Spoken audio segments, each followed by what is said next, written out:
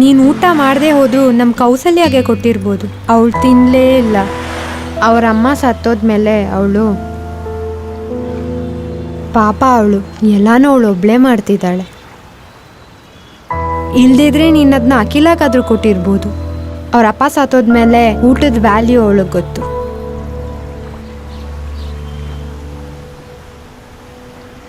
ನಾನು ಯಾಕಿದ್ನ ನಿಂಗೆ ಹೇಳ್ತಿದ್ದೀನಿ ಅಂದರೆ, ಇನ್ಮೇಲೆ ನೀನು ಊಟನ ಚೆಲ್ಲೋಕ್ಕಿಂತ ಮುಂಚೆ ಇವರಿಬ್ಬರ ಬಗ್ಗೆನೂ ಸ್ವಲ್ಪ ಯೋಚನೆ ಮಾಡು. ಅದು ಇಲ್ಲದೆ ಇವರು ಇಬ್ಬರ ಬಗ್ಗೆನೂ ನೀನು ತಿಳ್ಕೊಬೇಕಲ್ವಾ?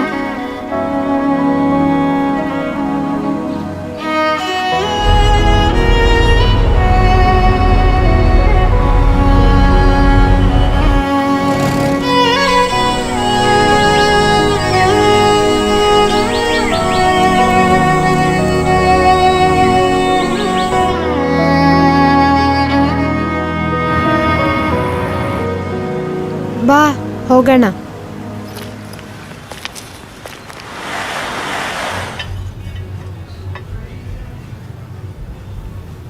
ಇದೇನು ನಿಮ್ಮಮ್ಮ ಕೊಟ್ಟಿದ್ದು ಊಟ ಅಲ್ಲ ಅಲ್ವಾ?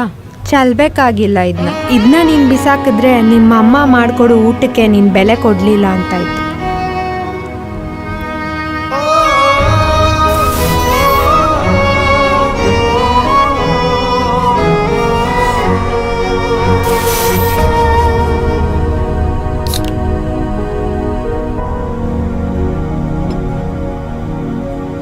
ನೀನೇ ಅಲ್ವಾ ರೆಬಿ ಸ್ಕೂಲ್ ಮ್ಯಾಗ್ಝೀನ್ನಲ್ಲಿ ಬಿಷಪಿನ ಕತೆಗಳು ಅನ್ನೋ ಒಂದು ಕಾಲಮ್ಲಿ ಮಲಯಾಳಂನಲ್ಲಿ ಒಂದು ಕತೆ ಬರೆದೆ ಅಲ್ವಾ? ನಿಮ್ಮ ಅಮ್ಮನ ಮಾತು ನಿಂಗೆ ಸ್ವಲ್ಪ ಡಿಸ್ಟರ್ಬೆನ್ಸ್ ಆಗಿದೆ ಅಲ್ವಾ?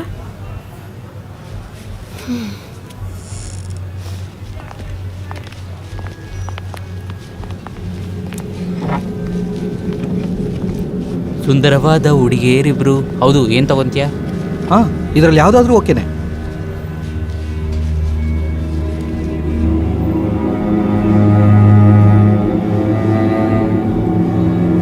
ಯಪ್ಪ ಬೇಗ ಆರ್ಡರ್ ಮಾಡಪ್ಪ. ಏನು ಹೇಳೋದು? ಏನಾದರೂ ಹೇಳು, ನಿನಗೇನು ಬೇಕು? ಹಾಂ, ನನಗೆ ಓಕೆನೆ. ಹಾಂ, ಓಕೆ ಓಕೆ, ಆಯಿತು ಆಯಿತು, ಓಕೆ. ಹಲೋ, ಬಾಳೆ ಮರ ಚೆನ್ನಾಗಿ ಪಳಪಳ ಅಂತ ಬೆಳೆದಿದೆಯಲ್ಲ, ಬಿಚ್ಚಿ ನೋಡ್ಬಿಡೋಣವಾ? ಅದೇ ಅದೇ. ಬಾಳೆ ಮರ ಚೆನ್ನಾಗಿ ಪಳಪಳ ಅಂತಾನೆ ಇದೆ. ನೋಡೋದಕ್ಕೆ ಸೂಪರ್ ಆಗವಳೆ.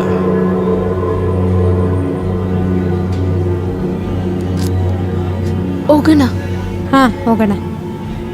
ಛೈ, ಹೊಡ್ತಾವ್ರಲ್ಲ.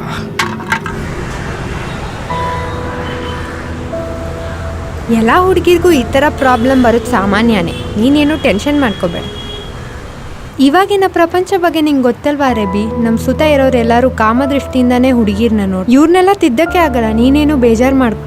ಈ ಥರ ಸಿಟ್ಯುವೇಶನ್ಲಿ ನೀನು ಅರ್ಥ ಮಾಡ್ಕೋಬೇಕು, ನಮ್ಮ ಅಮ್ಮಂದ್ರು ನಮ್ಮ ಜೊತೆ ಜಗಳ ಆಡೋದು ನಮ್ಮ ಮೇಲಿರೋ ಕೋಪಕ್ಕೋಸ್ಕರ ಅಲ್ಲ, ನಮ್ಮ ಮೇಲಿರೋ ಪ್ರೀತಿಗೇನೆ. ರೆಬಿ, ತಪ್ಪು ನಾವೇ ಮಾಡಿದ್ರು ಅದ್ರ ಬಗ್ಗೆ ಅಮ್ಮಂದ್ರ ಅಡ್ವೈಸ್ ಮಾಡಿದ್ರು ನಾವು ಕೇಳಲ್ಲ. ನಮ್ಮ ಗುಣಗಳು ಹಾಗೆ.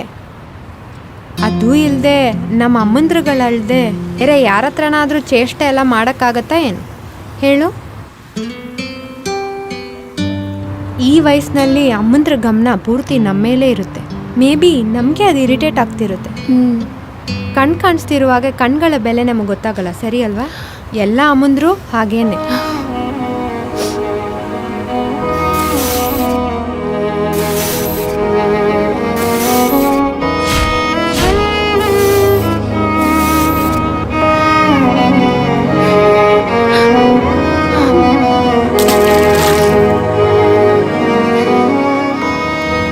ಚೆನ್ನಾಗಿ ಓದ್ತಿದ್ದು ನೀನು ಫೋನ್ ಬಂದಮೇಲೆ ಸರಿಯಾಗಿ ಓದಲಿಲ್ಲ.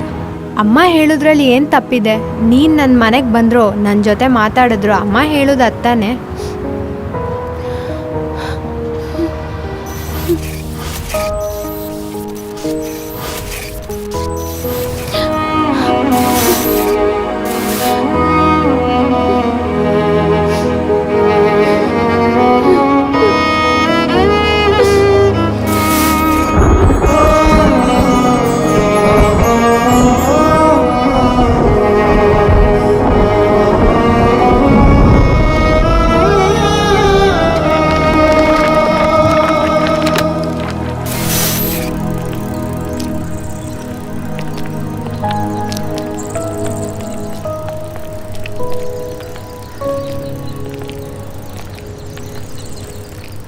ರೇಬಿ, ನೀನು ನಿಮ್ಮ ಅಮ್ಮನ ಜೊತೆ ಮಾತಾಡದೇ ಇರುವಾಗೆ ಒಬ್ಳೇ ಇರುವಾಗೆ ಅಮ್ಮನ ಫೀಲಿಂಗ್ಸ್ ಬಗ್ಗೆ ಯಾವತ್ತಾರು ಯೋಚನೆ ಮಾಡಿದೀಯಾ?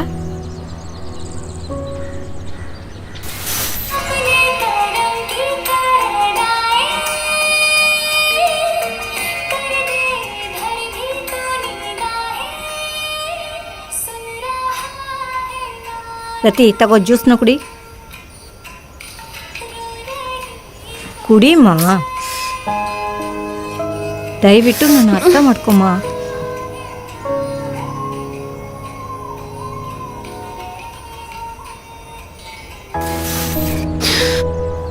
ನೀನು ಬೆಳಗಿಂದ ಏನೂ ತಿಂದೇ ಇಲ್ಲ, ಅಲ್ಲಿ ನಿಮ್ಮ ಅಮ್ಮನೂ ಏನೂ ತಿಂದೇನೆ ಇರ್ತಾರೆ. ಅಮ್ಮಂದ್ರೆ ಎಲ್ಲ ಹಾಗೇನೆ.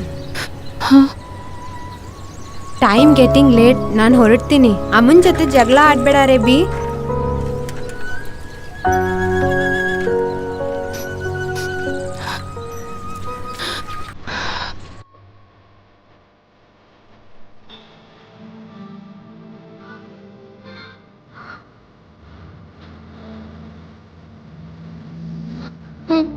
ರತಿ,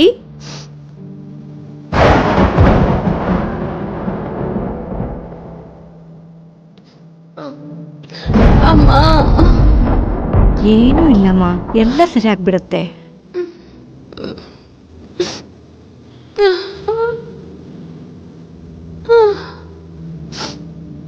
ಯಾಕೆ ನೀನು ಚಿಂತೆ ಪಡ್ತಾ ಇದೆಯಾ? ನಾನಿದ್ದೀನಲ್ಲ, ನಿನ್ಗೇನೂ ಇಲ್ಲ, ಎಲ್ಲ ಸರಿ ಆಗ್ಬಿಡುತ್ತೆ. ಏನೂ ಯೋಚನೆ ಮಾಡದೆ ನಿದ್ದೆ ಮಾಡು. ನಿನ್ನ ನಿರಳಿನಲ್ಲಿ ನಾನಿರುವೆ ಎಂದು ಸದಾ, ನಿನ್ನ ನೆರಳು ಇರದೆ ನಾನು ಬಾಳಲೇಗೆ ಹೇಳು. ನಿನ್ನ ನಿರಳಿನಲ್ಲಿ ನಾನಿರುವೆ ಎಂದು ಸದಾ, ನಿನ್ನ ನೆರಳು ಇರದೆ ನಾನು ಬಾಳಲೇಗೆ ಹೇಳು. ಕಲ್ಲಿರುವ ದಾರಿಲಿ ನಿನ್ನ ಸಂಗ ಬೇಕಿದೆ, ಅಮ್ಮನೆಂಬ ಶಬ್ದವೇನೆ ನನ್ನ ಶಕ್ತಿಯೋ, ನೀ ನನ್ನ ದೇವರೇ.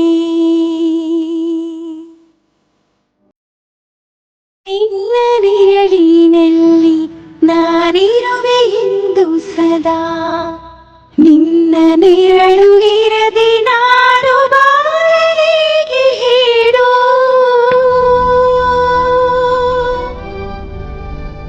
ಹಲೋ, ನಾನೇ ನಿಮ್ಮ ಶಿಲ್ಪ. ಇವಾಗ ಒಂದು ಕತೆ ಹೇಳಲಾ? ಇವಾಗ ನಾನು ನಿಮ್ಗೆ ಹೇಳೋದು ನಾನು ಹೇಳ್ತೀನಿ. ಹಾ, ಹೇಳು. ಏನ್ ಮಾತಾಡೋಣ? ಆಮೇಲೆ ಯಾಕೆ ನಾನು ಹೇಳ್ಬೇಡ ಅಂತ ಹೇಳಿದೆ? ಇಲ್ಲಿದ್ದಾಳಲ್ಲ, ಇವಳ ಬಗ್ಗೆನೇ ನಾನು ಕತೆ ಹೇಳ್ತೀನಿ ಈಗ.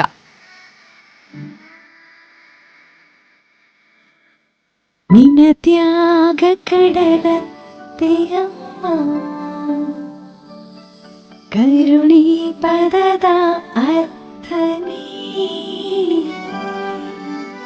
ಅಮ್ಮ ಎಂಬ ಪದದಿ ನೆಮ್ಮದಿಯ ಛಾಯಾ ಪುಗಿಯ ಮಾಯಿ ತಾಯಿ.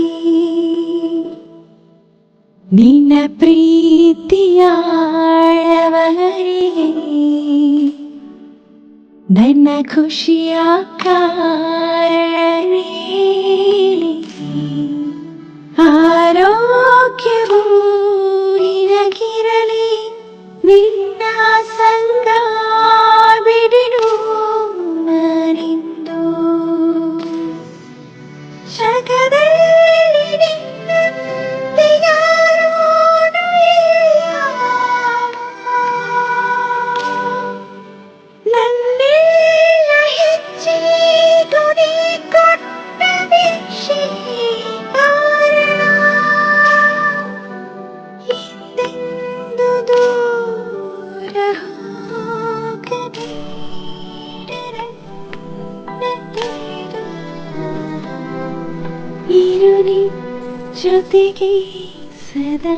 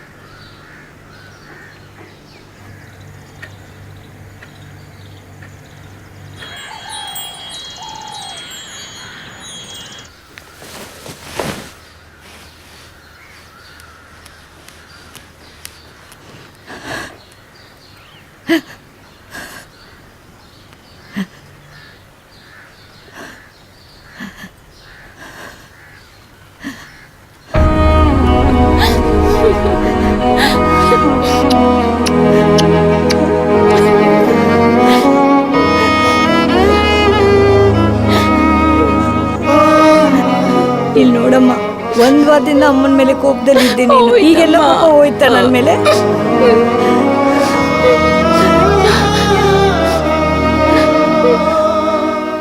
ರಬಿ, ನೀನೇ ನನ್ನ ಲೋಕ. ಅಮ್ಮನ ಹತ್ರ ಯಾವಾಗಲೂ ಜಗಳ ಮಾಡಬೇಡ. ಸಾರಿ ಅಮ್ಮ. ಫೋನ್ ಯೂಸ್ ಮಾಡೋದು ತಪ್ಪು ಅಂತ ನಾನು ಯಾವಾಗಲೂ ಹೇಳಲ್ಲ. ಅದಕ್ಕೂ ಒಂದು ಟೈಮ್ ಇದೆ. ಓದೋ ಹುಡುಗಿರಿಗೆ ಸ್ವಲ್ಪ ಗಮನ ಬೇಕು. ಫೋನ್ನ ನೋಡಿನೇ ಯೂಸ್ ಮಾಡಬೇಕು. ಈಗಿನ ಕಾಲದಲ್ಲಿ ಓದೋ ಹುಡುಗಿರಿಗೆ ಫೋನ್ ಎಷ್ಟು ಮುಖ್ಯ ಅಂತ ನನಗೆ ತುಂಬ ಚೆನ್ನಾಗಿ ಗೊತ್ತಿದೆ. ಯೋಚನೆ ಮಾಡಿ ಫೋನ್ನ ಯೂಸ್ ಮಾಡಿದ್ರೆ ಅದು ನಮಗೆ ತುಂಬ ಒಳ್ಳೇದೇ ಮಾಡುತ್ತೆ, ನನಗೆ ಗೊತ್ತಿದೆ. ಅದನ್ನ ನಾವು ಕೆಟ್ಟ ದಾರಿಯಲ್ಲಿ ಯೂಸ್ ಮಾಡಿದ್ರೆ ಕೆಟ್ಟದ್ದೇ ನಡೆಯುತ್ತೆ. ಈ ಲೋಕದಲ್ಲಿ ನೋಡೋದನ್ನ ಕೇಳೋದನ್ನೆಲ್ಲ ನೀನು ಬೇರೆ ಥರ ಯೂಸ್ ಮಾಡ್ಕೊಬಾರ್ದು, ಆಯ್ತಾ? ನೀನು ನನ್ನ ಅವಾಯ್ಡ್ ಮಾಡೋವಾಗ ನನ್ನಿಂದ ತಾಳಕ್ಕೆ ಆಗಲ್ಲ. ನಿನ್ನ ಹತ್ರ ಮಾತ್ರನೇ ಕೋಪನೂ ಪ್ರೀತಿನೂ ತೋರ್ಸಕ್ಕಾಗತ್ತೆ, ಬೇರೆ ಯಾವ ಹತ್ರನೂ ಇಲ್ಲ.